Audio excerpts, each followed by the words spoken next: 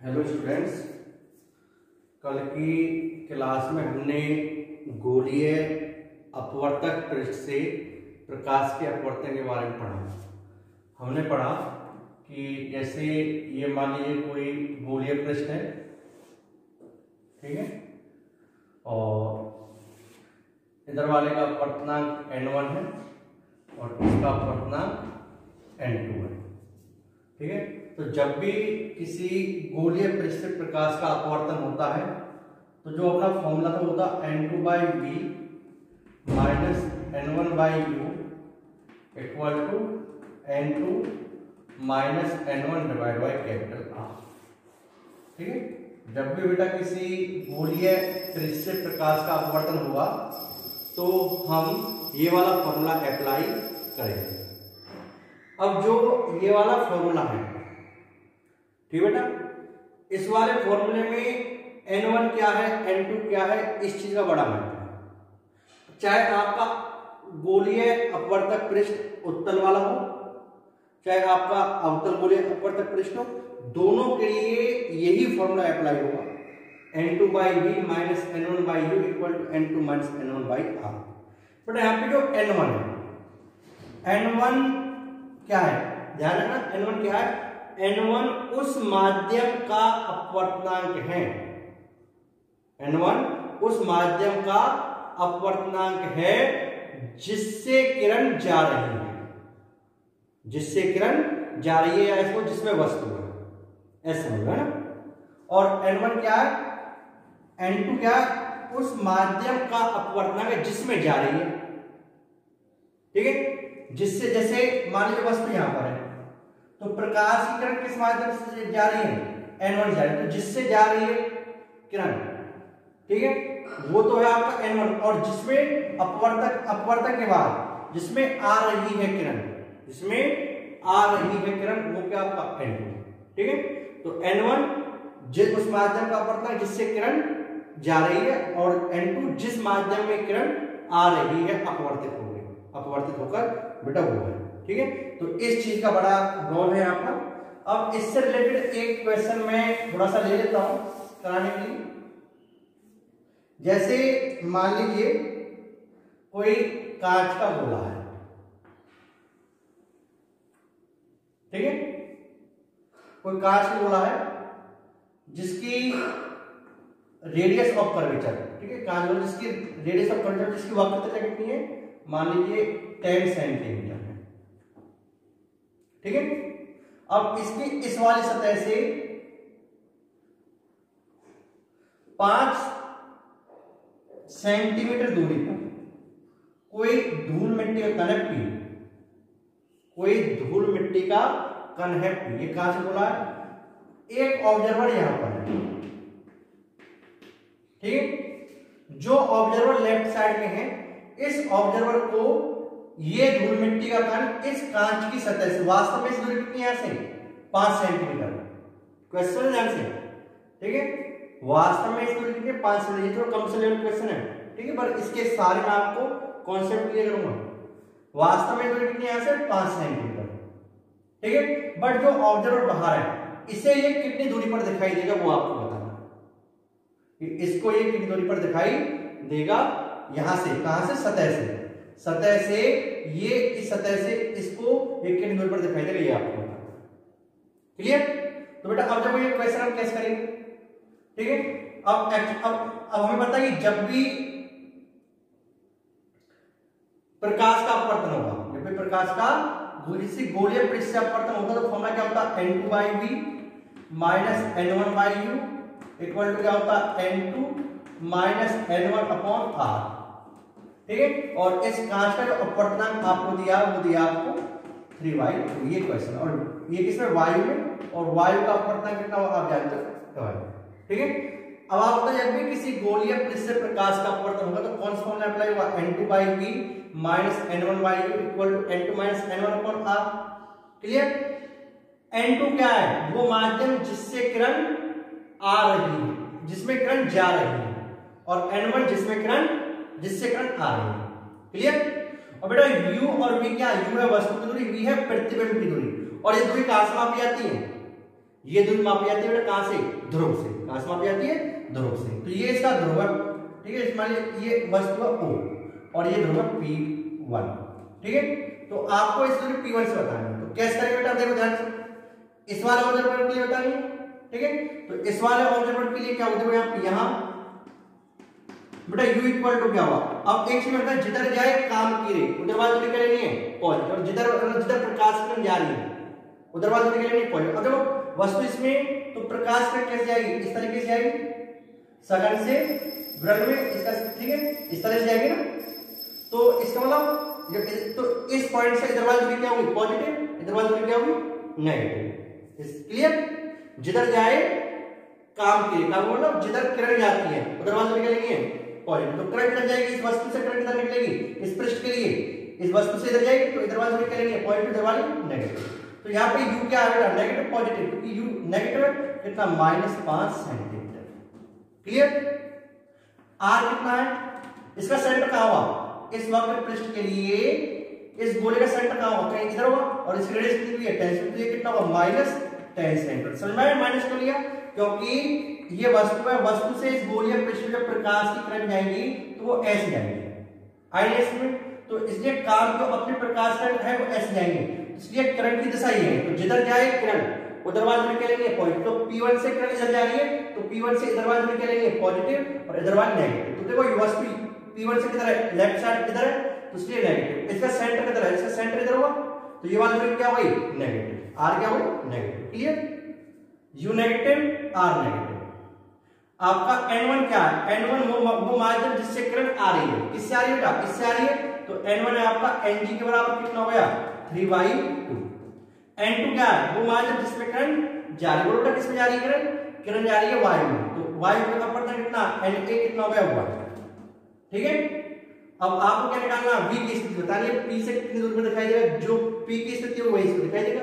तो अब देखो यहां से गोलीय पृष्ठ अपवर्तन के लिए क्या फॉर्मूला अपना, तो लगाओ फॉर्मूला N2/V।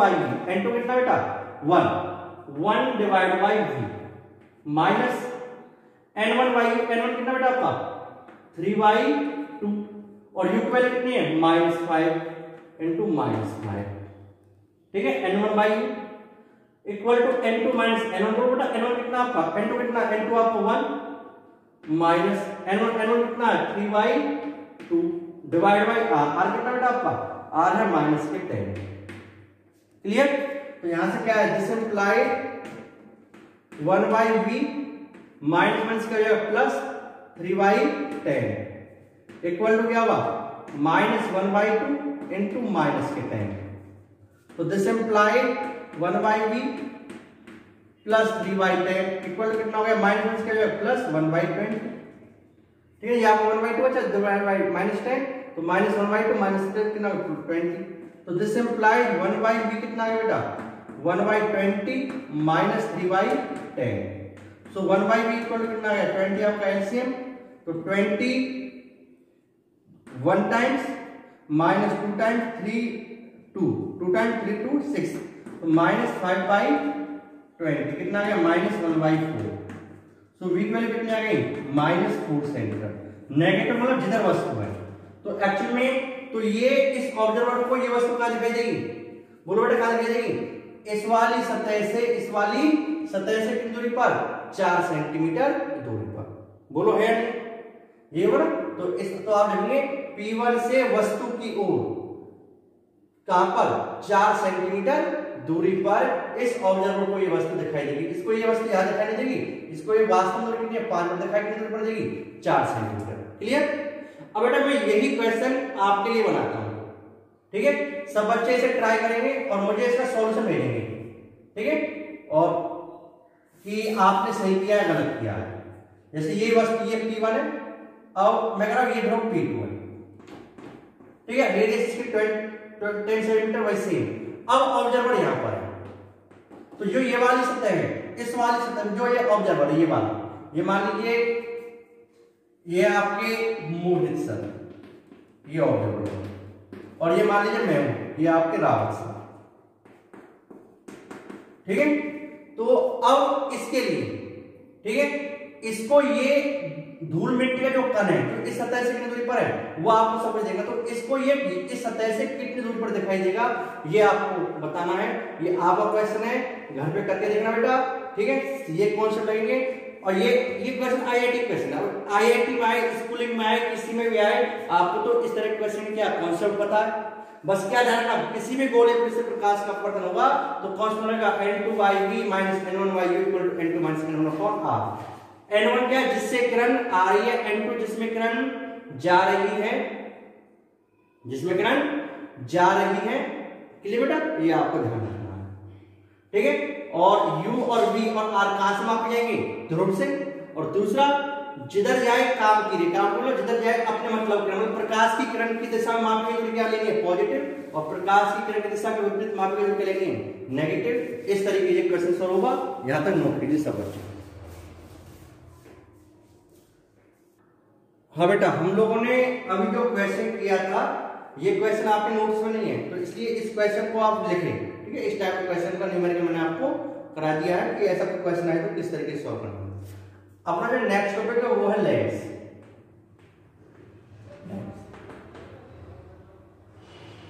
बेटा लेंस और कांच की पट्टिका दोनों में एक डिफरेंस है। अगर मैं लेंस को समझा तो लेंस क्या है, एक पारदर्शी पदार्थ है। लेंस क्या है, पारदर्शी पदार्थ है, ठीक है, जिससे हम आसपास जा सकते हैं। अब जरूरी नहीं है लेंस कांच का ही बना हो, कोई लेंस किसी भी मीडियम में बन सकता है जो पारदर्शी हो। आप पानी का लेंस बना सकते हो, अगर आप पानी को किस तरीके बीच में कवर कर लो और इधर कुछ लेयर लगा दो तो आप पानी का लेंस बना सकते हो। मतलब कोई भी पारदर्शी पदार्थ, ठीक है, से आप लेंस बना सकते हो। अब लेंस बनाते समय एक चीज ध्यान रखना बेटा, जैसे अगर मैं आपसे बात करूं, एक समतल कांच की पट्टिका है, ठीक, ये भी पारदर्शी पदार्थ है, बट इस पदार्थ को हम लेंस नहीं कह सकते। क्यों नहीं कह सकते, इसके पीछे कारण है। एक्चुअली में क्या होगा, जब इस समतल कांच की पट्टिका पर कोई प्रकाश की किरण पड़ेगी तो ये क्या होगा, वास्तव में इसका पथ ये होता अगर ये कांच की पट्टिका नहीं होती। बट आपने क्या देखा, आपने नाम बताया हुआ है, ये क्या हुई, ऐसे मुड़ जाएगी, विरल सघन में, सघन से विरल में जाने पर अभिलंब बढ़ जाएगी, इस तरीके से। तो आप देख रहे हो जो आपकी आपतित किरण है और निर्गत किरण है, ये दोनों क्या एक दूसरे के समांतर है।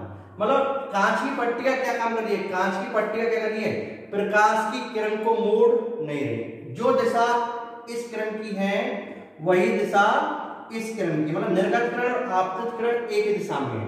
तो हम ये नहीं कह सकते कि कांच की पट्टिका दिशा को चेंज करेगी, ये दिशा को चेंज नहीं करती है, ठीक है ना। तो ये चीज आपके लेंस नहीं कहलाएगी, पारदर्शी पदार्थ, बट इसको हम लेंस नहीं कह सकते, क्योंकि लेंस जो होता है, लेंस वो चीज है जो प्रकाश की किरणों को मोड़ती है, ठीक है। अगर आपकी अपवर्तित सतह समतल है तो लेंस का निर्माण नहीं होगा। तो लेंस के निर्माण के लिए एक सतह का वक्र होना आवश्यक है, क्योंकि जो वक्र सतह होगी वो क्या करेगी, प्रकाश की किरणों को मोड़ेगी। जैसे मान लीजिए यही सतह क्या होती, वक्र होती, ठीक है। तो ये वक्र सतह होती तो जो प्रकाश की निर्गत किरण, जैसे आपकी, ठीक है ना, अगर ये सतह वक्र है, ठीक है, आप देख रहे हो ये वाली सतह आपकी वक्र, ये पारदर्शी पदार्थ है इसमें, ठीक है ना। तो अब ये क्या करेगी, यहाँ पे अगर इस पर कोई किरण आएगी तो अगर ये नहीं होती है किरण कैसे जाती, बट क्या हो रही है, ये किरण है तो अब ये क्या होगी, इस तरीके से चली जाएगी। अब चाहे आप इस सतह को क्या बना लो, समतल बना लो, ठीक है, ये सतह आपने समतल बना ली, ये इस तरह आई, अगर ये इस तरह नहीं होती ऐसे जाती, बट ये क्या होगा, ऐसे मुड़ गई। अब इसके मुड़ने के बाद क्या होगा, अब ये सघन से जाएंगे, बट सघन से जाने क्या होगी, अभिलंब से दूर हटेगी, तो ये क्या होगा, अभिलंब दूर हटेगी तो इस तरीके जाएगी। तो अब देखो आपतित किरण की दिशा अलग है और निर्गत किरण की दिशा अलग है। तो इस वक्र के होने पर देखो, जब ये सतह वक्र नहीं थी, जब ये सतह क्या थी, अब समतल थी, तो इसने क्या काम किया, इसने इस किरण की दिशा में कोई चेंज नहीं किया। जो आपतित किरण की दिशा है वही निर्गत किरण की दिशा है। बट जब मैंने एक सतह को क्या बना दिया बेटा, वक्र बना दिया, तो एक सतह को वक्र बनाने पर क्या हो गया, जो आपतित किरण थी उसकी दिशा ये है और निर्गत किरण की दिशा ये है, तो इसने क्या कर दिया, वक्र होने के कारण दिशा चेंज हो गई। तो बेटा ये लेंस का काम है। तो लेंस का काम क्या है, लेंस का काम है उस पर आपतित प्रकाश की किरणों को मोड़ना, ठीक है। तो लेंस क्या, एक पारदर्शी पदार्थ है, लेंस एक पारदर्शी पदार्थ का बना होगा, और पारदर्शी पदार्थ जरूरी नहीं है आपको कांच ही हो, कोई भी आप पानी का भी लेंस बना सकते हो। अगर आप बीच में इस तरह कुछ अरेंजमेंट करो, इधर कुछ लेयर लगा दो, इधर लेयर लगा दो, बीच में क्या भर दो, पानी भर दो, तो ये भी क्या आपका एक लेंस। तो कोई भी पारदर्शी पदार्थ से हम लेंस बना सकते हैं, कोई जरूरी नहीं है कि लेंस कांच का ही बना हुआ हो, ठीक है।